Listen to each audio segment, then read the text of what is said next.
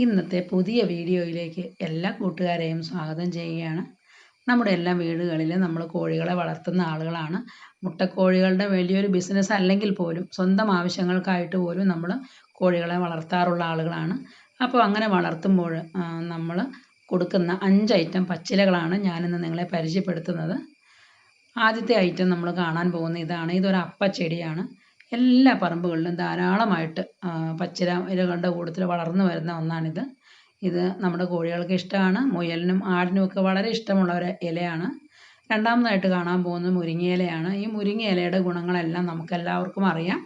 അപ്പോൾ ഇത് നമ്മൾ മിക്കവാറും വീടുകളിൽ തോരൻ വെച്ച് കഴിക്കുന്ന ഒരു ഐറ്റമാണ്.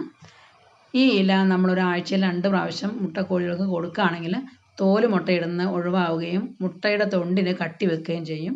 മൂന്നാമതായിട്ട് കാണാൻ പോകുന്നത് പൊന്നാങ്കണ്ണി ചീരയാണ്. പൊന്നാങ്കണ്ണി ചീര നമ്മുടെ കണ്ണുകൾക്ക് തന്നെ വളരെ ഉത്തമമാണ്. കാഴ്ചയ്ക്കൊക്കെ വളരെ ഗുണം ചെയ്യുന്നതാണ്. ഇതും നമ്മുടെ കോഴികൾക്ക് കൊടുക്കാറുണ്ട്. നാലാമതായിട്ട് കാണാൻ പോകുന്നത് പപ്പായയുടെ ഇലയാണ്. ഒത്തിരി മൂത്തുപോയ ഇലയല്ല, എന്നാൽ ഒത്തിരി തളിരുമല്ലാത്ത രീതിയിലുള്ള ഒരു മീഡിയം ടൈപ്പ് ഇലകൾ നമ്മൾ പറിച്ചെടുത്തിട്ട് നമ്മുടെ കോഴികൾക്ക് അരിഞ്ഞു കൊടുക്കാൻ കഴിയും. അഞ്ചാമതായിട്ട് കാണാൻ പോകുന്നത് സാമ്പാർ ചീരയാണ്. ഇത് നമ്മളെല്ലാവരും കറി വെച്ച് കഴിച്ചിട്ടുള്ളതാണ്. സാമ്പാർ ചീര അല്ലെങ്കിൽ മുട്ട ചീര എന്നൊക്കെയാണ് അറിയപ്പെടുന്നത്. മുട്ട ചേർത്ത് ഇത് തോരൻ വെച്ച് കൊടുക്കുകയാണെങ്കിൽ കുട്ടികൾക്ക് വളരെ ഇഷ്ടമാണ്.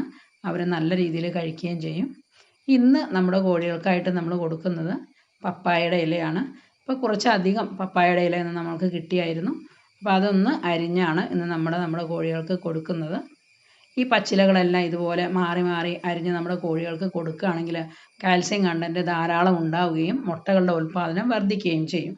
മെഡിസിൻസൊക്കെ നമ്മൾ പുറമേ നിന്ന് മേടിച്ച് കൊടുക്കുന്നതിനേക്കാളും വളരെ നല്ലത് നമ്മളിങ്ങനെ ഒരു ചെറിയ ശ്രമം നടത്തുകയാണെങ്കിൽ നമുക്ക് നല്ല രീതിയിലുള്ള മുട്ട ഉൽപ്പാദനം നമുക്ക് കോഴികളിൽ നിന്ന് ലഭിക്കുകയും കാൽസ്യം കണ്ടൻറ്റ് നല്ല രീതിയിൽ കോഴികൾക്ക് കിട്ടുകയും ചെയ്യും.